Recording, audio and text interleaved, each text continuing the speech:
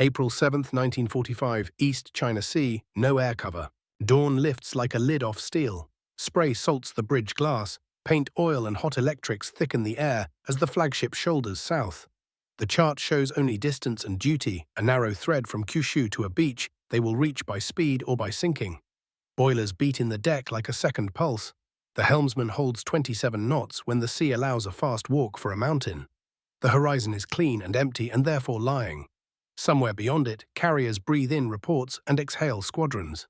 The ship is a cathedral to the age of armor, a citadel walled in feet of steel decks, layered to deny the high arc of plunging shells, rifles big enough to redraw coasts. Men who have studied gunnery all their lives trust a geometry of angles and belts and bulkheads. But the sky is a different math. On the signal bridge, a petty officer tastes rust where there was none a breath ago and understands before the instruments do that today's problem is vertical. The first engine notes arrive as a rumor, faint high, more insect than machine, then resolve into the soar of propellers winding down from altitude. Range is a number until sunlight catches rivet lines and makes the wings throw knives of glare. Tracers lift like fences that cannot stop wind. A near miss slaps the sea into a geyser taller than the foremast. The bridge glass shivers and steadies. The captain does not lean. He watches the white fade to grey and then to nothing, and says nothing because there is nothing useful to say, that the engines and the pumps are not already saying louder. Below, damage control listens to the hull the way doctors listen to a chest.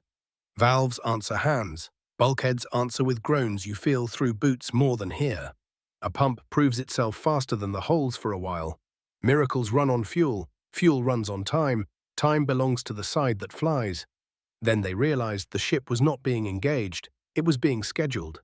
Across the horizon, a system moves with the impersonal grace of weather. Pickets see, radios speak. Deck crews roll ordnance where rails shine black with grease. Launch turns fuel and doctrine into presence and presence into waves. Between waves there is quiet long enough to taste fear and wipe soot and relash gear that will tear free the next time. Men grip hot metal with rags that used to be shirts. Someone chalks a new course on the repeater and the bow hesitates, then obeys like a building deciding to walk. The ship remains what she was built to be, honest, beautiful, stubborn, while the century around her changes key. Above the bridge, flags crack bright against a sky that will not be theirs today. A message from the conning tower arrives without drama, as if reporting the temperature. We sail to die. This is a one-way mission. They were solving different problems with different arithmetic. In Tokyo, the staff drew a straight line from the inland sea to Okinawa and called it Resolve. The flagship would go fast, arrive intact enough to matter, and pour 18-inch fire into American beachheads until she was stone. In the carrier flag plots east of Okinawa, the staff drew circles and called them time. Pickets would see radios, would report decks, would cycle, and aircraft would multiply until any straight line bent. Between these ideas sat a sea that looks democratic and is not. On the pier at Tokuyama, the constraints were everywhere, you could smell them. Fuel was rationed into mission shapes. Pilots were a shadow of peacetime skill curves because training airfields had been traded for emergencies 1 month at a time. The hard cap was the sky itself. A battleship's plan begins with who owns it, and by April 1945, the Imperial Navy did not own enough of the sky to guarantee even an hour. The flagship's one reliable independence was speed. On trials, she could make 27 knots a strong number for a hull that displaces a small town. That became the first statistic everyone carried in their heads because everything else, AA ammunition stocks, escort readiness, coastal launches, was variable at best. Speed answers only certain questions. Up the line, American carriers had solved for radius. With clean weather and disciplined deck crews, an air group could reach out roughly 300 miles, Kinisi hit and be recovered with time to rearm and go again.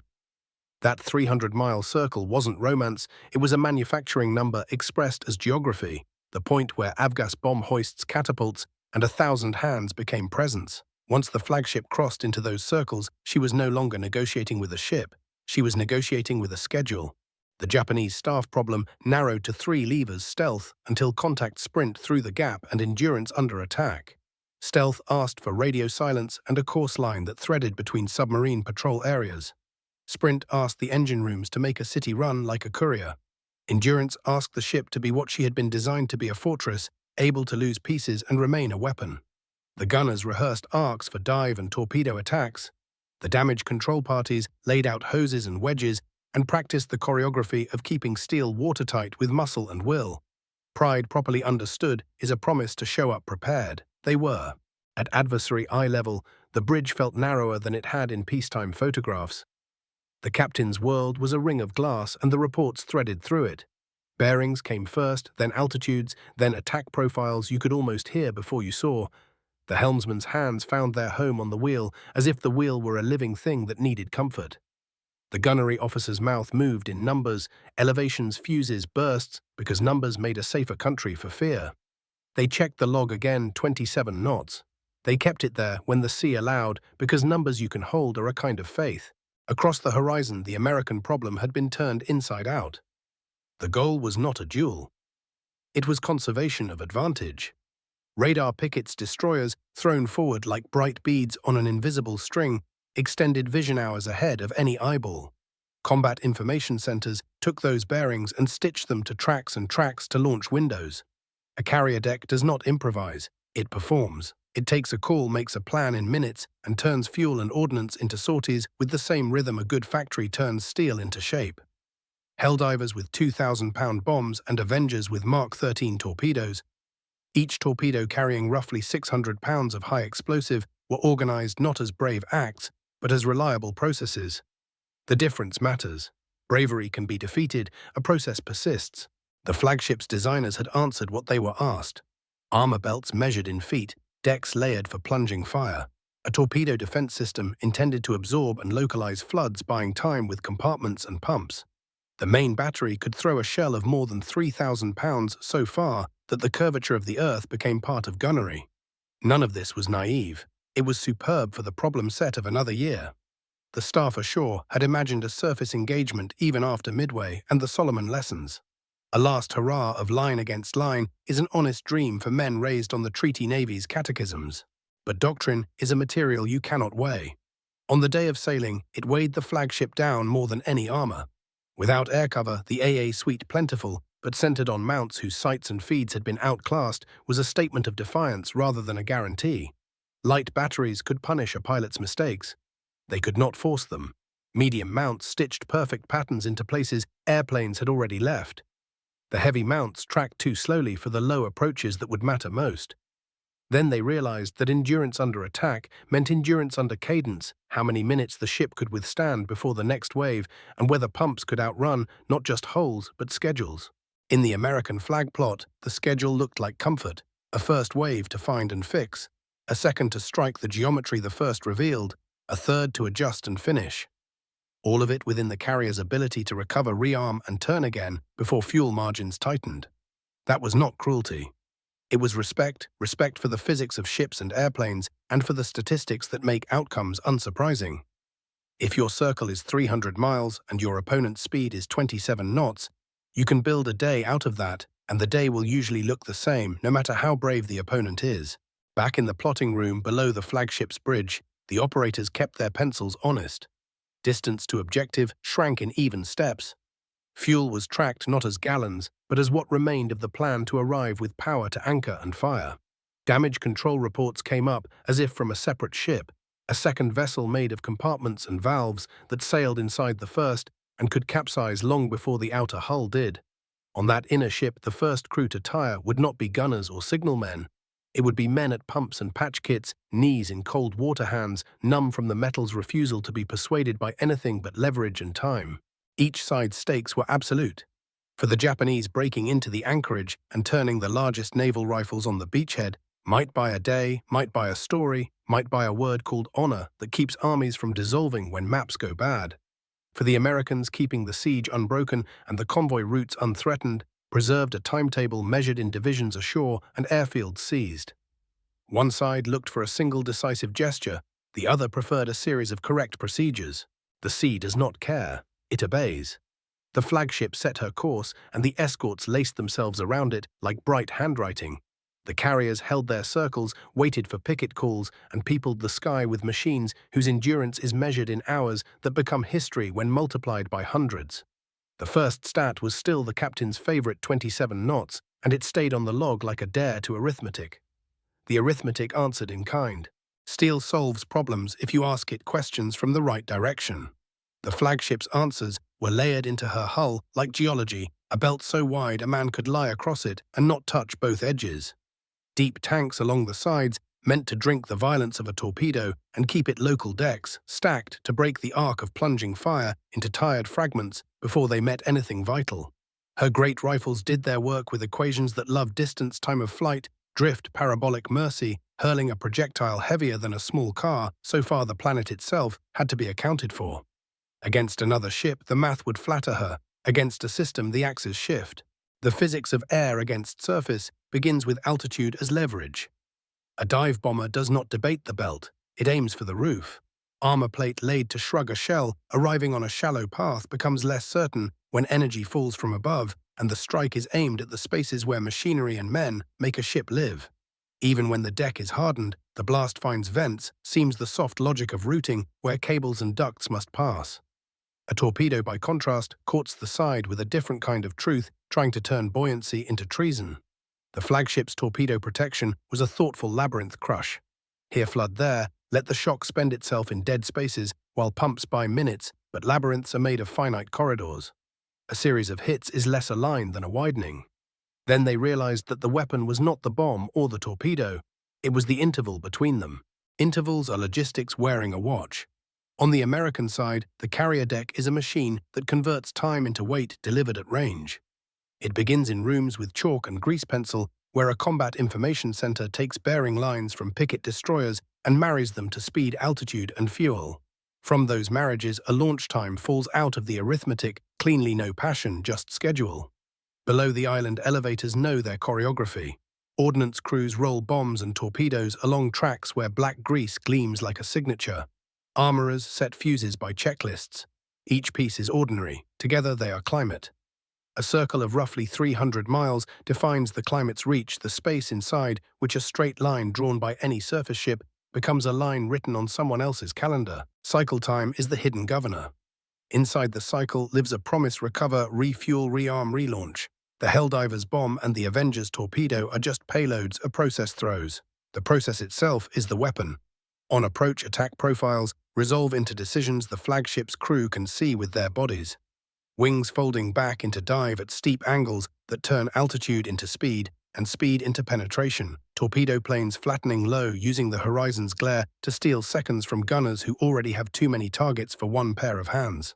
The anti-aircraft crews answer with volume and discipline. You can watch tracers climb in braided sheets, perfect geometry, and still understand that geometry loses when the opponent changes planes faster than you can change your mind. The flagship's own logistics are muscular and intimate. Boilers feed turbines that feed shafts that push screws that bite water and pull a city forward. Pumps take the sea in unwillingly and spit it back through teeth of valves and manifolds that men can feel in their palms when the gauges tell a less urgent story. Ammunition hoists sing the song that connects magazines to mounts, a continuous loop of steel buckets and timing cams. When everything works, the ship is a proof that coordination can look like grace at scale. When the sky insists, coordination becomes triage. Do you keep speed at the expense of electrical margin? Do you isolate a flooding compartment and write the names inside into a narrow ledger whose columns are necessary and cruel? Do you hold course for the sake of the escort's fire geometry or break it to spoil a torpedo run? These are not rhetorical questions. They arrive like weather and must be answered at once. At adversary eye level, the bridge shrinks as the day lengthens. You can see the way light makes the air itself into a material gold, where spray turns to mist over the bow white, where near misses pull the sea upward into pillars that fall back as heavy rain. Against that, numbers keep a kind of mercy. The helmsman watches the engine order telegraph answer with the steadiness of a heartbeat and knows the ship still owns 27 knots when asked. The gunnery officer calls corrections in degrees and mils and trusts the crews to make those numbers into arcs of flame. The damage control chief speaks in compartments, not poetry, because the hull understands compartments. Even in exhaustion, the habit of precision comforts. It is how you tell yourself you are still making choices. Physics keeps omens honest. A torpedo's force does not simply punch. It lifts one side of a hull and then lets it fall, twisting internal structures that were meant to carry weight down to the keel, not suddenly sideways. Bulkheads complain in a language of buckles and ringing. that every sailor knows in his bones. Water gains rights as it enters. First it is a trespasser, then a resident, then a landlord. Pumps make arguments against that legal process with horsepower and head pressure and hose coupling that bites fingers even through gloves. They win for minutes at a time and lose by inches. It is not drama, it is continuity written by physics. In another war, in a quieter shed, engineers would compare note to metal. There is a moment like that, even here, stolen during a lull, when a damaged control party hauls up a twisted length of bomb shroud from the weather deck. One man traces the thread of the fuse with a knuckle, memorizing the design as if he might see it again from the other side someday. He has handled shells and knows what weight wants. He can feel in this scrap the different intentions of the enemy's industry. It does not matter that he lacks the tables and the chalkboard. The lesson is tactile, and it will live in his hands if he lives to carry it ashore. The flagship's great guns wait like cathedral organs, capable of sentences no one will read today. Their range and punch demand a horizon the battle has taken away. You can feel the sadness of immaculate tools denied their proper work, but sadness is not relevant to outcomes. What is relevant is center of gravity, literal and doctrinal. The ship's literal center shifts as flooding advances and counter-flooding answers. The doctrinal center shifted years ago when air proved that the sea is solid only to a certain depth of idea. Then they realized that everything they were best at required the enemy to cooperate by being near and vulnerable in the old ways. Logistics decides how long that realization has to hurt. The American carriers can afford to make more mistakes because they can try more times. Their errors average out towards success when measured over waves and hours. The flagship can afford very few mistakes because each error compounds inside steel where correction requires tools and time she no longer has. Even so, she keeps a ledger of small victories, the aircraft driven off with shrapnel-bitten tailplanes, the fire contained to one compartment, the shaft that continues to answer despite a vibration you can feel through the soles of your feet. Each win is real. None of them changes the math of intervals.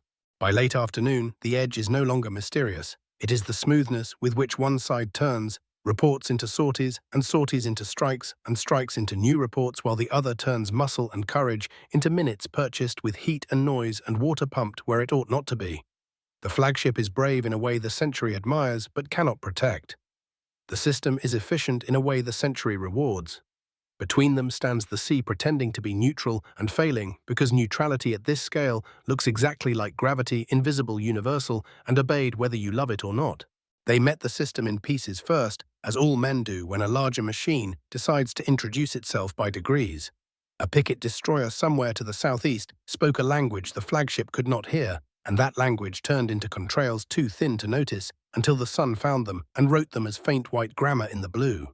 The first section came high and steep, testing reflex, more than steel, measuring how quickly the light batteries woke, how cleanly the medium mounts traversed, how fast the captain's turn orders could bend momentum into a life-saving geometry. Tracers lifted obediently, bursts blossomed where they were told.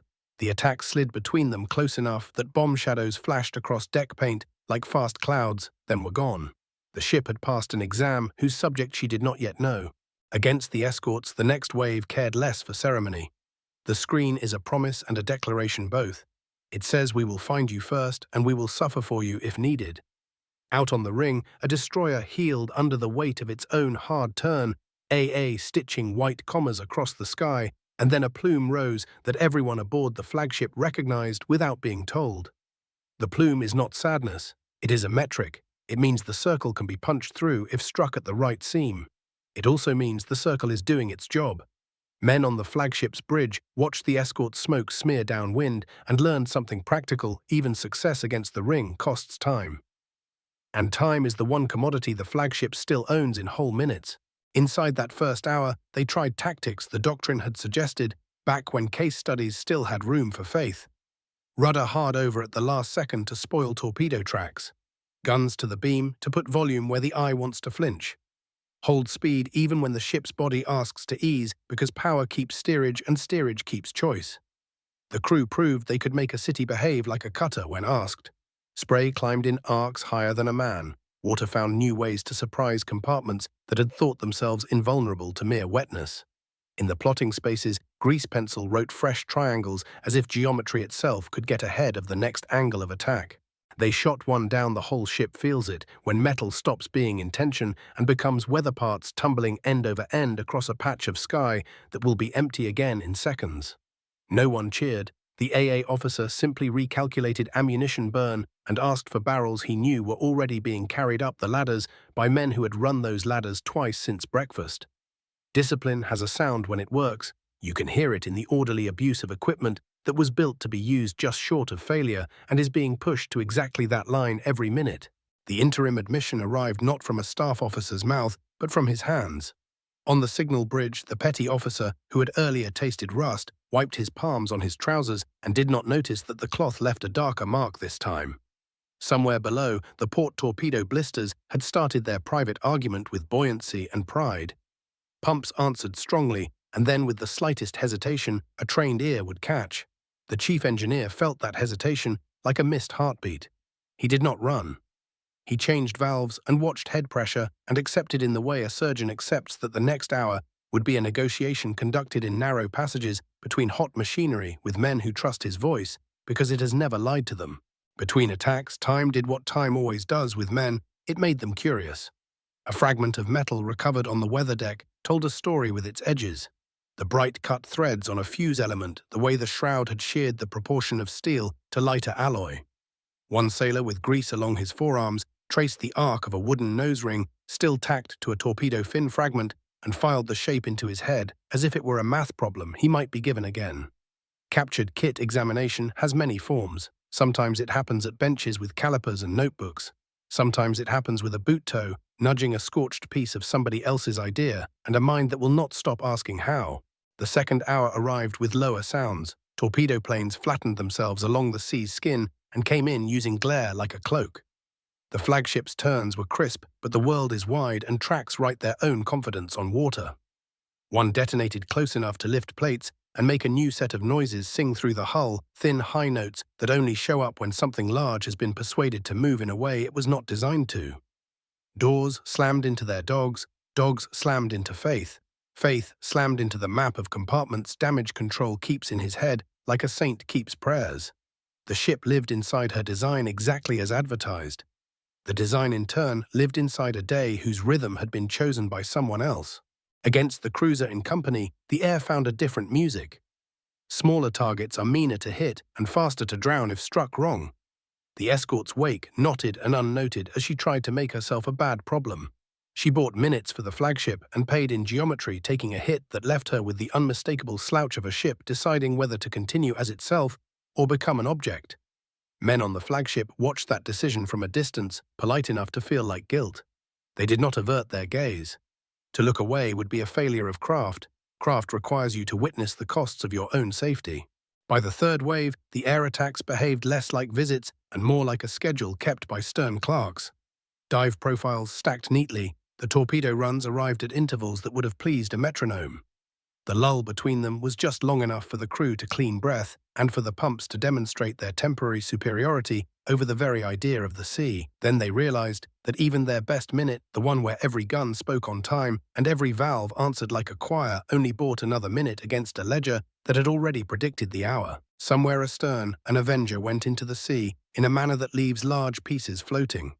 The flagship's wake carried a hatch cover painted with numbers that meant nothing to men who used different checklists and a length of tail with its boxy finwork intact.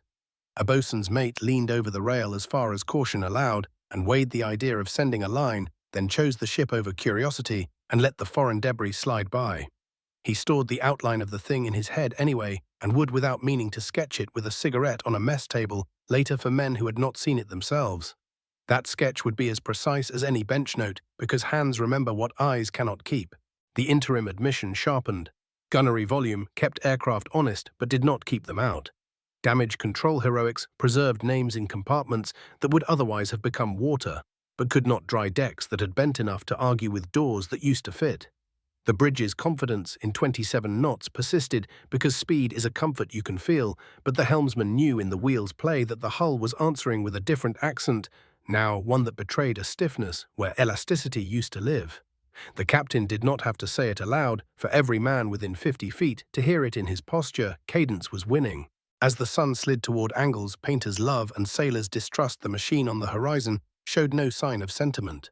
A first wave to remeasure, a second to apply what was learned, a third to close the distance between expectation and result. On the flagship, the main battery crews waited with disciplined uselessness a choir in a cathedral whose city had switched religions. Waiting is not meaningless. It is a form of respect for possibilities that sometimes do return. But the day made its preferences clear. It preferred minutes to masses, procedure to spectacle, and systems to singular nouns. They kept working because work is the only speech steel understands. Barrels were changed by hands that had already forgotten their original skin color under soot. Hoses were run by men who felt the deck's new camber under their knees and did not speak the thought that came with that sensation. Bearings and altitudes and profiles continued to arrive and be answered.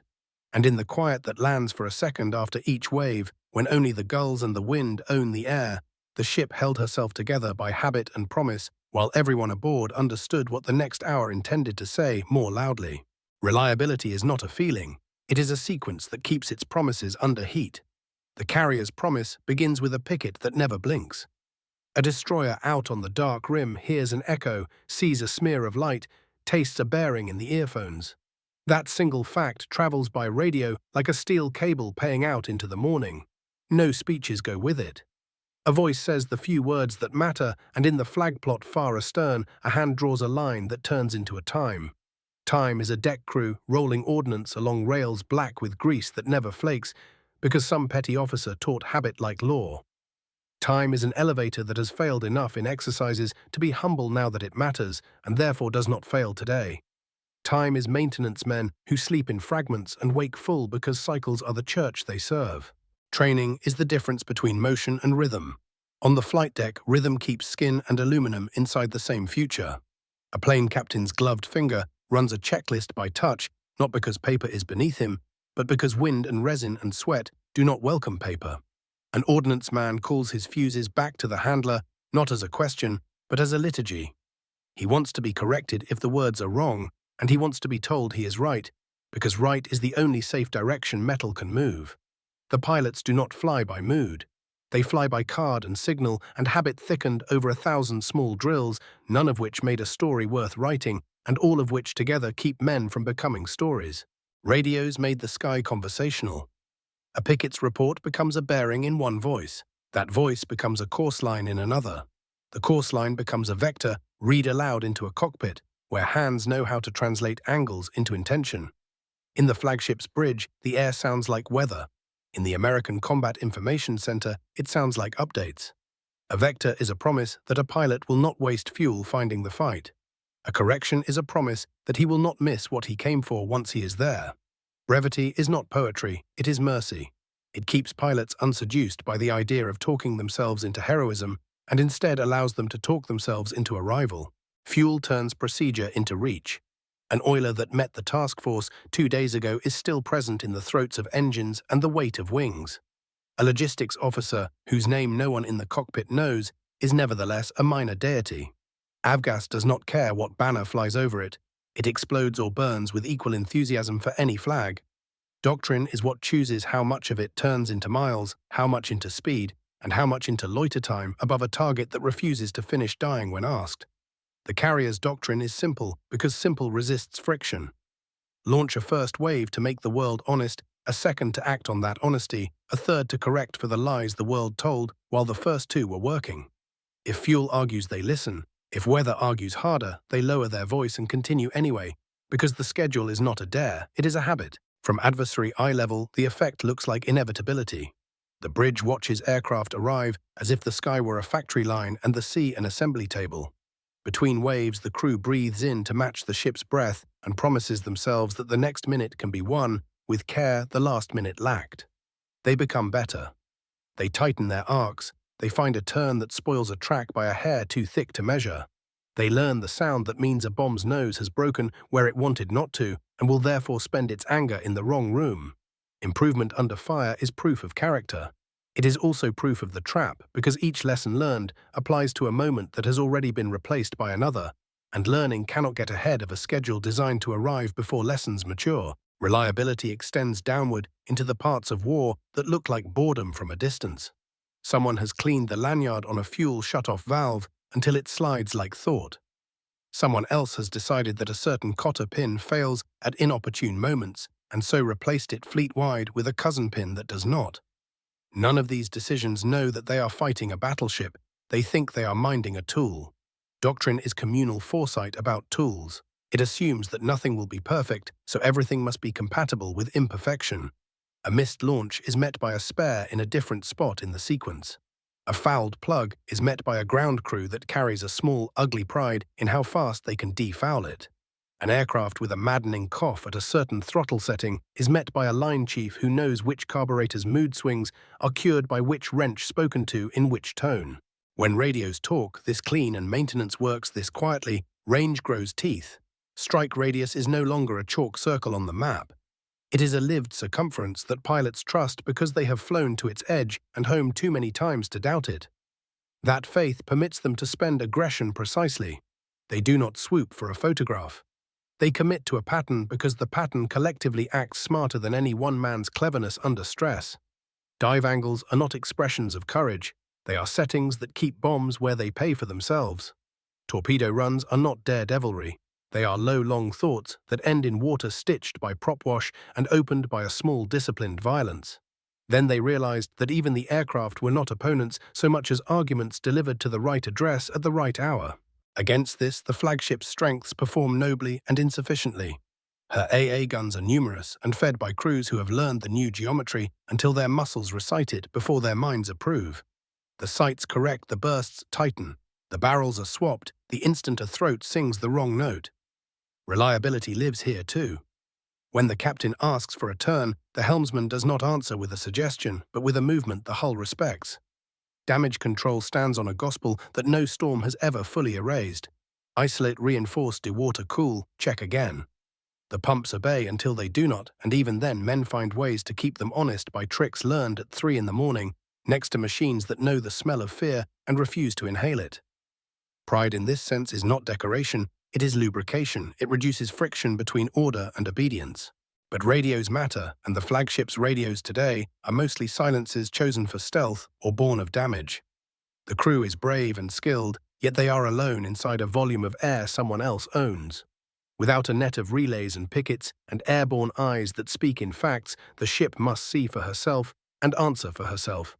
That works for gunnery. The horizon is faithful to eyes and rangefinders. It does not work for a sky that has learned to arrive from angles that human vision disrespects until it is too late. The best men aboard can only solve the problems they are permitted to see. Training on the American side includes the habit of admission. A pilot who misses does not write himself as a tragedy, he writes himself as data. He lands, he speaks into a cockpit voice recorder of flesh and pencil, and the next wave carries his correction. That humility weaponizes mistakes. On the flagship, humility is personal, and brave men tell each other the truth about which compartment leaks and which door will not dog, but the institution's humility cannot travel as fast. Orders given days ago still shape today's sentences. The crew writes amendments in sweat and smoke. The doctrine cannot. The carrier's doctrine was written to be amended hourly and is amended right now in the glare of an island's windows. Fuel becomes character when it runs through people. A flight leader who can count his minutes like coins he is not allowed to spend foolishly becomes the adult in a sky full of teenagers, and he returns with enough left to lead again. Not because he is favored, but because he is responsible. On deck, a young man with dirty hands reminds a pilot he could be his older brother that the safety pin stays until the line.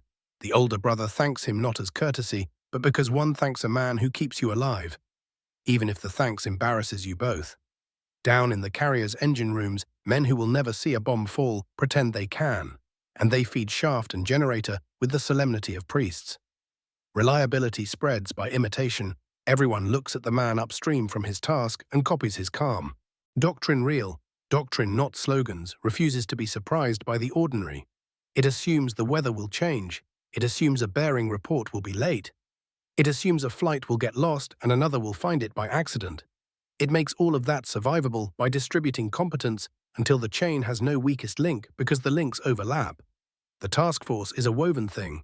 Tug one thread and 3 others take the load. The flagship, magnificent and lonely, is a carved thing. Strike the grain at the wrong angle and even perfection will split. By late light, the wild has looked like a plan for hours. The system keeps arriving in squares of shadow that grow into aircraft and then become tracks on water and scars in paint, and afterward become notes in a ready room that translates them into better squares. The flagship keeps answering in ways that make other men proud to be sailors, a valve spun open by a hand that has bled all day but still finds a clean grip. A junior officer who has learned in an hour the precise patience with which to speak a bearing so that men trust him with their next breath. A captain whose face tells his bridge how to be unafraid without teaching them to be fools.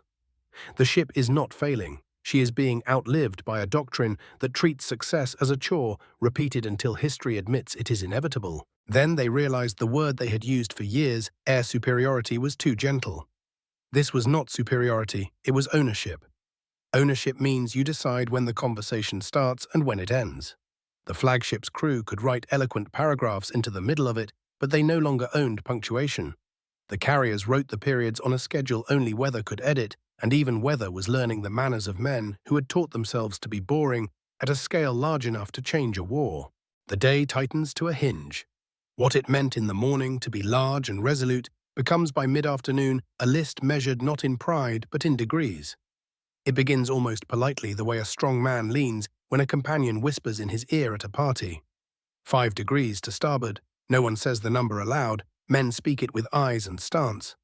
The helmsman counters, the engineers feed the shafts like parents refuse a child's first tantrum with patience. The ship obeys mostly, and the guns still keep their rituals. But land is a story told by lines and borders. The sea tells its truths in angles. The first angle has arrived. On the bridge, the air is the taste of a battery copper and exhausted. The captain's hands rest on the rail because there is nothing else for them to do, that his officers cannot do better. The gunnery officer keeps his fire by habit, though the main battery has never been a worse answer to the questions the sky is asking. The AA officer counts pattern, pause pattern, and recognizes in the cadence the metronome of men on another ship whose faces he will never see and whose competence he has been forced to respect. Then the second angle arrives. 10 degrees. The difference between 5 and 10 is not arithmetic, it is vocabulary. At 10 degrees, doors that closed politely in drills begin to argue in metal. Pumps that sucked with confidence begin to lose their prime when the intake mouths gasp air at the wrong moment. Bearings on the plotting table stretch like taffy. The helmsman moves a wheel that seems attached to yesterday. The hard metric enters the room like a senior officer who was on the distribution list all along speed. Not the number everyone loved, 27 knots, as a promise you could feel through deck plates, but a new number that writes itself on every surface. 15 knots holds for a moment, then wavers. Power still answers, but the hull, preoccupied with staying itself, can no longer give all of that answer to forward motion. The escorts see it first in the way the flagship's wake loses its clean symmetry. On their bridges, men who would die for this ship without instruction exchange a glance that says a math problem just turned into a sermon. Below, the engineers fight as priests fight by ritual and belief. Valves spin under hands that know them by scar, not by label. The chief listens to the language of pumps and hears the first dropped syllables. Counter-flooding begins with the tenderness of a nurse repositioning a patient. Water is brought to balance the water that should never have arrived. It feels like treason because sailors love dryness with a fervor landmen reserve for sunshine and laughter, but it is surgery, not betrayal. For a few minutes, the numbers smile. The list concedes a degree. The telegraph bell answers with a confidence that is almost arrogant. Then the next wave arrives prompt as a train, and the degree returns with a brother. At adversary eye level, the ship's personality shows through the smoke. She is stubborn in the way of a craft that knows her business. The bow still divides water like a judge splits words. The rudder still persuades the sea into curves that make torpedo tracks less certain. The AA still throws up fences that keep the reckless honest. But inevitability has the patient gravity of tide, and tide is winning. A torpedo hits not where charts would choose, but where the waves choose, and the hull registers the decision by lowering its shoulder another inch toward the business the ocean has with everything that tries to stand above it. Men do not panic when the world respects their work. Instead, they narrow. The signal bridge reduces itself to a world with 2 colors, the white of chalk on a board and the black of letters that say what must be done next. The navigator loses affection for the elegant triangle and loves instead the brute fact of distance to any coastline at all. The captain's voice, when it comes, is shape and temperature rather than content. The content is always the same: hold course when you can save speed, when you must fight the ship until she cannot help you fight anymore. The turning point declares itself not in speech but in geometry. The list passes 15 degrees and refuses to return. Past 15 gun mounts begin to sulk. Arcs that were theory all morning become the cruel reality that a barrel cannot depress far enough, that a mount cannot traverse fast enough uphill. Past 15 doors that used to be friends become heavy strangers. Past 15 men walking the deck carry with them a new permanent lean that writes itself into their spines and their sentences. The helmsman moves the wheel, and in the play, the slack that was never there at dawn, he hears as plainly as if the ship had spoken aloud, the thought, "I will answer, but not as quickly." The speed falls another notch, a small one. The way courage falls by degrees you cannot tell until you look back. Then they realized all at once and in different ways that ownership had turned total. The sky had not merely taken the initiative, it had taken the grammar of the fight. Moments that would have made stories: a pilot driven off by a perfect burst pattern, a fire knocked back to a smolder by a team that refused to be exhausted, a torpedo that detonated in someone else's wake, become footnotes in a chapter whose title is Cadence. On the carriers, a man with a pencil and a board has already written the next time the horizon will grow teeth. On the flagship, a man with a wrench writes his name in the smut on a bulkhead by accident, because his hand needs somewhere to put the shake it cannot admit to. The hard metric tightens its hold. Speed decays to a number that no longer brings wind enough across decks to help the smoke leave. Smoke stays. Smoke learns the interior of lungs as if it were a favorite room. Vision trims itself to narrowed cones where work lives. The rest is fog and sound. The hull's roll becomes a pendulum event, not a quirk. On each swing, equipment groans. On each return, men recalibrate their feet, as animals do on a hillside that was flat yesterday. Ammunition comes up slower because ladders punish motion. Hoses snake with a mind of their own because gravity has joined the enemy and drags water where it wants rather than where the nozzle hand begs it to go. It is not surrender to speak the last numbers. The damage control chief gives them like a weather report. He does not dramatize. Compartments X and Y are open to the sea. Counter-flooding has balanced as far as prudence allows. Pumps at stations A and B will fail if asked to cavitate one more minute in 3. The chief has learned to bargain with machines the way an experienced lawyer bargains with a tired judge. He knows when asking for one more favor will cost credibility he must spend later to save lives. The captain hears it, and somewhere in the network of his reflexes a knot unties. Orders change. They are still brave orders. They are kinder now too. The escorts make their own inflection. Where earlier they wrote bright cursive around the flagship as arguments against approach, now they widen, not as abandonment but as recognition. A larger target draws the sting. While it lives, and when it begins to die, the sting searches the smaller throats that will carry a fleet's future. They put themselves where that sting would otherwise go. On their bridges, captains make the same face. The flagship's captain makes because professionalism writes the features of men with similar math under their hands. The sky keeps its calendar. Another run comes in low on the starboard quarter, where the list invites a strike. The turn is correct, but late in the way that physics defines late half a second one wave width, the difference between a pump keeping its prime and coughing air. The hit, when it comes, does not sound like a hit to the men topside. It sounds like a room below them changed its mind about being a room. Deck underfoot becomes unfamiliar for a moment. The ship, like a proud animal, shies. The list steps past 20. The hard metric has crossed the line where angles become destiny. Up forward, men who have worshipped the main battery all their lives touch cold steel without ceremony. They are putting goodbyes into the metal they have fed and tended. Their hands know the smooth and the burr. They know which bolts are stubborn and which accept a wrench with a grateful sigh. They do not speak elegies. They check latches and pins and leave everything as if they could fire at dawn. Respect is the only wealth they have left to spend irrationally, and they spend it on the guns. The order that comes next has been in every head since the first bearing call in the morning. It is spoken in a tone that makes it a fact rather than a wound. Men move not to escape, but to execute. They have learned a choreography no one rehearses aloud, the way to slide a wounded friend across a deck that insists on being a hillside. The way to throw a last look at machinery that raised you from apprentice to master, the angle at which to leap when the sea has the wrong idea about what down means. The ship acknowledges they're leaving by holding together for one more set of breaths. A good captain is one who can persuade a machine to be generous with seconds. This one persuades. When the internal violence finally finds the magazines, the air turns into light in a manner that refuses metaphor. The men already in the water feel the shock as a shove in the ribs. The men still on the hull feel it as the briefest argument about whether steel can be air. In that light, all the arithmetic of the day glows for an instant with the clarity of a theorem proofed in public. The carriers do not cheer. They are already recovering one wave and turning another. The escorts do not look away. The flagship does not beg.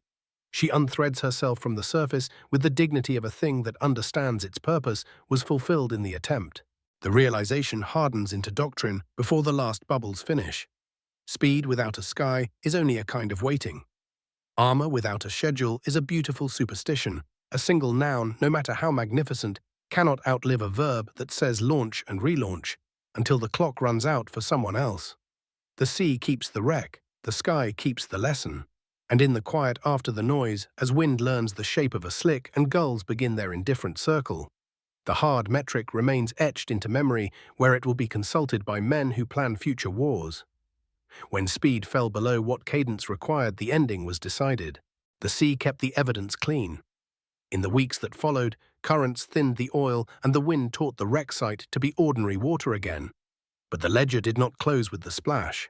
Escorts wrote up lessons in tight script. Pickets must be many and must be relieved. Radar nets must be layered so one torn mesh does not make a hole in the day. Combat information must move faster than bravery. Carrier captains, already certain, found their certainty promoted to policy. The deck cycle recover, refuel, rearm, relaunch graduated from practice to doctrine as if stamped in brass. What had been argued with examples became the standard no one would bother to argue against. Ashore staff officers lined chalkboards with fresh circles and fewer straight lines. Training syllabi thickened where radios lived and thinned where romance did. Gunnery schools still taught angles and drift, but the cathedral voices of the great rifles no longer set the liturgy. Young officers learned to read maps as calendars first and coastlines second, to treat distance as an hourly budget, to respect weather as both antagonist and ally in a system designed to arrive on time. Shipwrights, practical poets, began drawing hulls around decks that could fly rather than guns that could preach. Armor moved inward, protecting the nerve centers of systems rather than the pride of silhouettes. Pumps were granted more space than banners. The lesson did not sneer, it insisted. At adversary eye level, the memory stayed tactile. Men who survived carried it in their hands, a valve that stuck at the wrong angle and taught them to test everything twice, a ladder rung that bit through a glove and taught them how fast smoke becomes a room. The weight of a friend, as the deck misinformed their feet about the meaning of down. They would turn those memories into quiet, useful prejudices that procedures rescue courage from waste, that maintenance is strategy conducted in overalls, that radios are not noise but the arithmetic of survival spoken aloud.